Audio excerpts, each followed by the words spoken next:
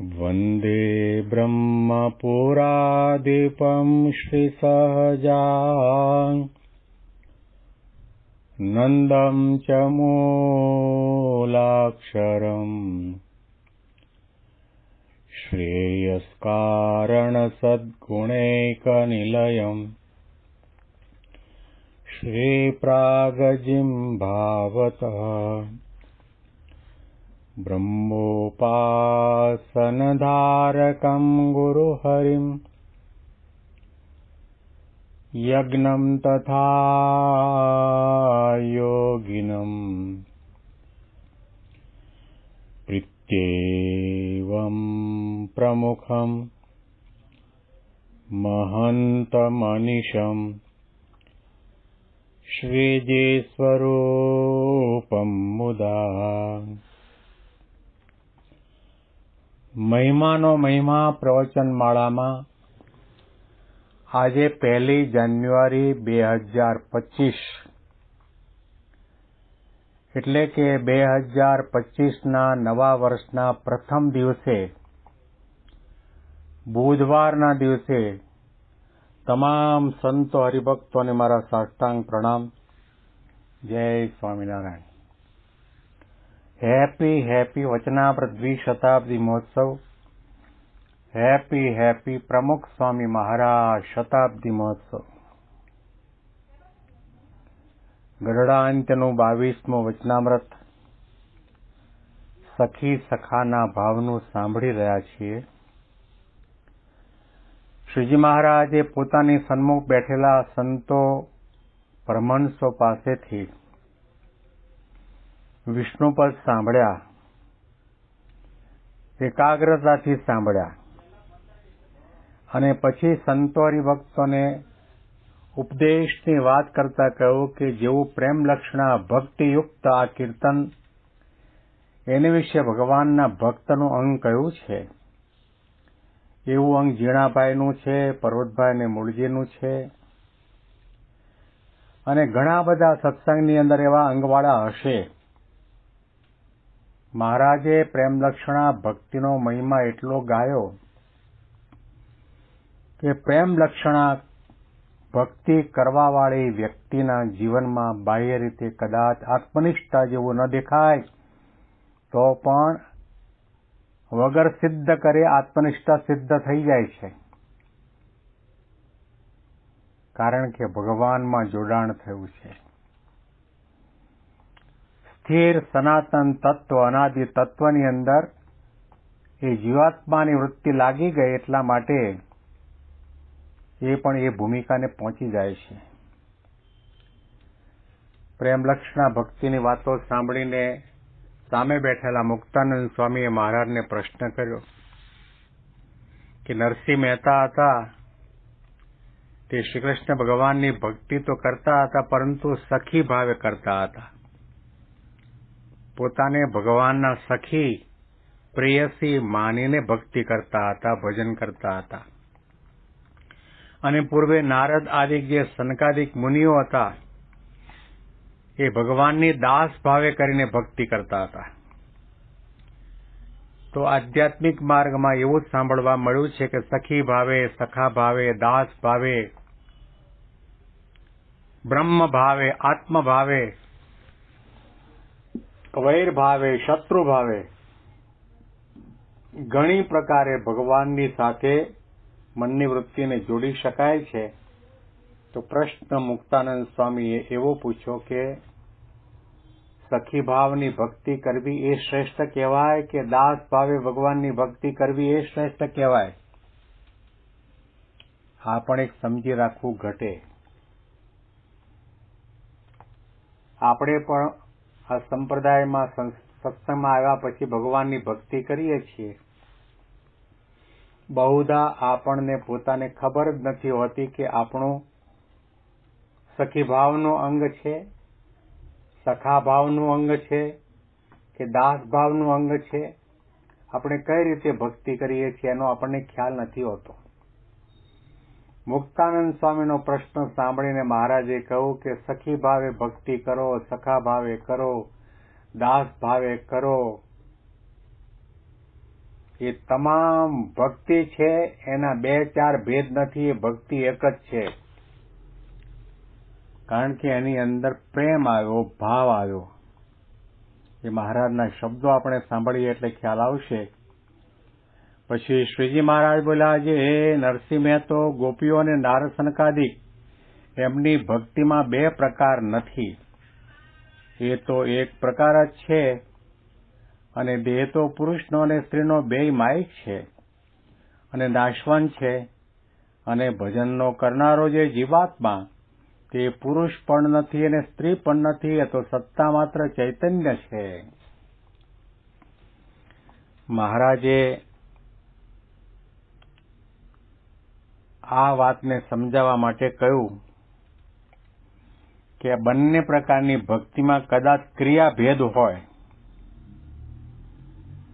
પરંતુ પ્રેમમાં ભેદ નથી.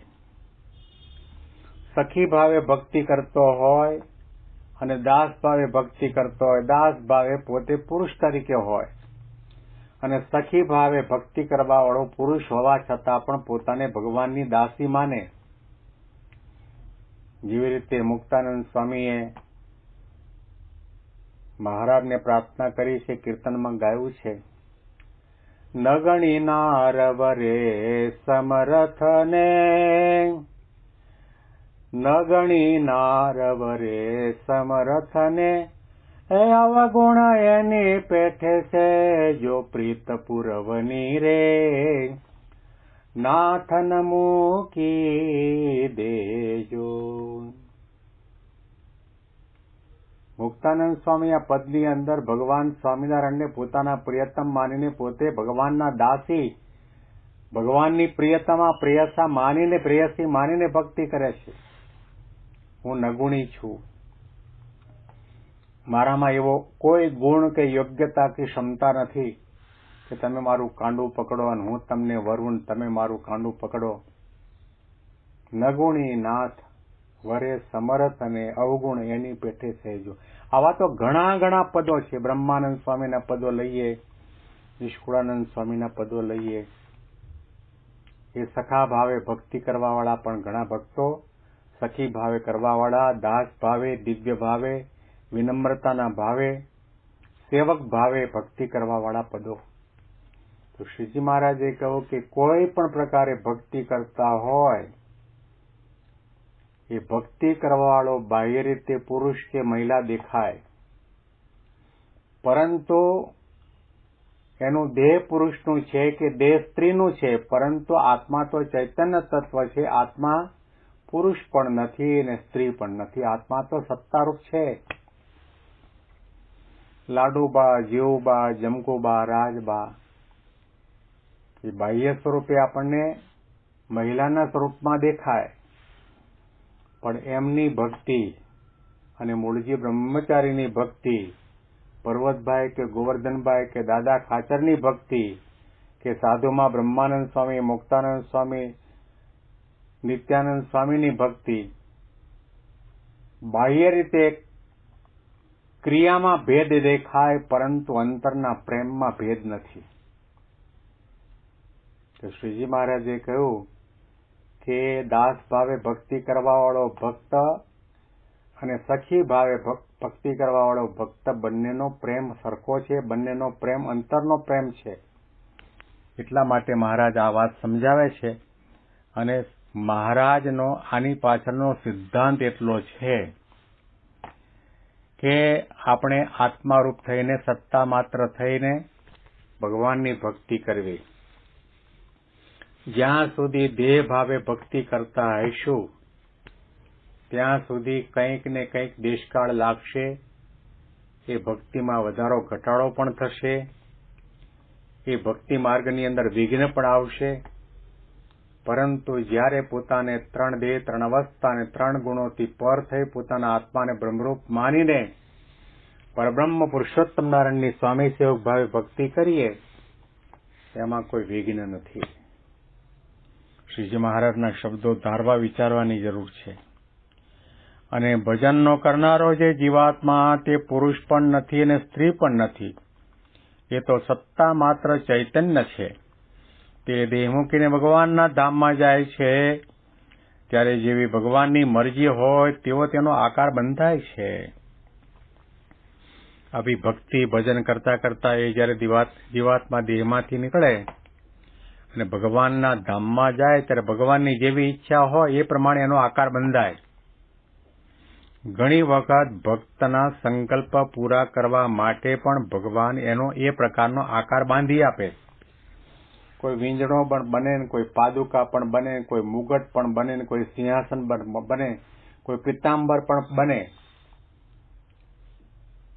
એટલે ભગવાનની જેવી ઈચ્છા હોય એ પ્રમાણે એનો આકાર બંધાય છે. કોઈ વખત ભક્તની એવી કામના હોય કે હું ભગવાનની સેવામાં વીંજણાના રૂપમાં, પાદુકાના રૂપમાં, સિંહાસનના રૂપમાં, કુંડળના રૂપમાં, મુગટ કે સાફાના રૂપમાં, અલંકારના રૂપમાં સેવા કરી શકું અને સાનિધ્ય પ્રાપ્ત કરું, તો ભગવાન એની કૃપા કરીને એવી પ્રકારે સેવા અંગીકાર કરે છે.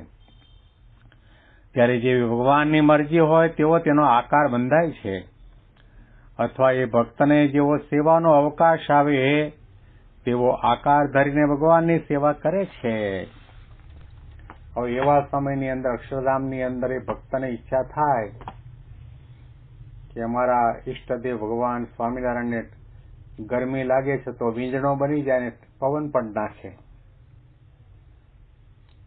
ઘણા ઘણા પ્રકારના ભાવ સાથે ત્યાં અક્ષરધામના મુક્ત ભગવાન પુરુષોત્તમ નારાયણની ભક્તિ કરે છે. અને જે ભગવાનનો ભક્ત હોય તેને જેમ ભગવાનમાં પ્રીતિ હોય તેમજ જો ધન શ્રી આદિ પદાર્થમાં પ્રીતિ થઈ જાય તો એ ભગવાનનો દ્રઢ ભક્ત કહેવાય નહીં.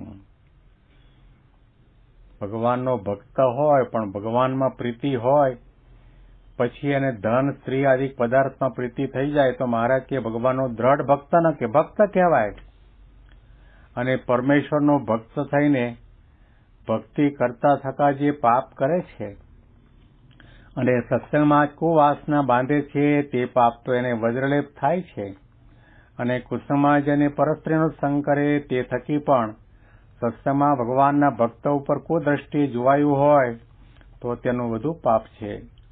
માટે જેને ભગવાનમાં દ્રઢ પ્રીતિ કરવી હોય તેને તો કોઈ જાતનું પાપ પોતાની બુદ્ધિમાં રહેવા દેવું નહીં. દેહ બુદ્ધિ એ પાપ છે. આપણે સત્સંગની અંદર આવ્યા પછી વ્યવહારિક દશાની અંદર મહિલાને મહિલા સમજીએ, બાળકને બાળક સમજીએ, યુવાનને યુવાન સમજીએ, ગરીબને ગરીબ જોઈએ, પણ આધ્યાત્મિક દ્રષ્ટિએ કરીને દેહભાવનો ત્યાગ કરીને આત્મદ્રષ્ટિએ જોવાની વાત મહારાજ કરે છે કે આપણે એવું પાપ ક્યારે કરીએ છીએ કે જ્યારે આપણે પોતાને પુરુષ માનીએ છીએ અને સામી વ્યક્તિને મહિલા કે સ્ત્રી માનીએ છીએ અને એટલા માટે કુદ્રષ્ટિ થાય છે. એટલા માટે શ્રીજી મહારાજે કહ્યું કે કુસંગમાં રહીને કંઈક આવું પાપ કર્મ એના કરતા પણ સત્સંગમાં રહીને આવું પાપ કર્મ કરે એ મોટું પાપ છે. તે પોતાના ગોત્રની સ્ત્રીઓને વિશે કુદ્રષ્ટિ રાખે છે એ માટે જે હરિજનને વિશે કુદ્રષ્ટિ રાખે તે અતિશય પાપી છે. ભગવાનના ભક્તની સાથે એના તરફ કુદ્રષ્ટિ રાખે, વિકારની દ્રષ્ટિ રાખે, કામની દ્રષ્ટિ રાખે, લોભ અને ઈર્ષાની દ્રષ્ટિ રાખે તો મહારાજ કહ્યું કે તેનો કોઈ કાળે છૂટકો થાય નહીં. માટે જેને રસિક ભક્ત થવું હોય તેની આવી જાતનું પાપ તેનો ત્યાગ કરીને પછી રસિક ભક્ત થવું. મૂળ મુદ્દો માત્ર એટલો છે કે તમે દેહ ભાવનો ત્યાગ કરો અને આત્મભાવે ભક્તિ કરો. જ્યાં લગી દેહને હું કરી માનશે ત્યાં લગી ભોગ વિલાસ ભાવે. દેહ ભાવ છે ત્યાં સુધી આપણને રસમાં આસક્તિ થશે, રૂપમાં આસક્તિ થશે, ધનમાં આસક્તિ થશે, સત્તામાં આસક્તિ થશે અને આપણું મન ગમે ત્યાં ભટક્યા કરશે.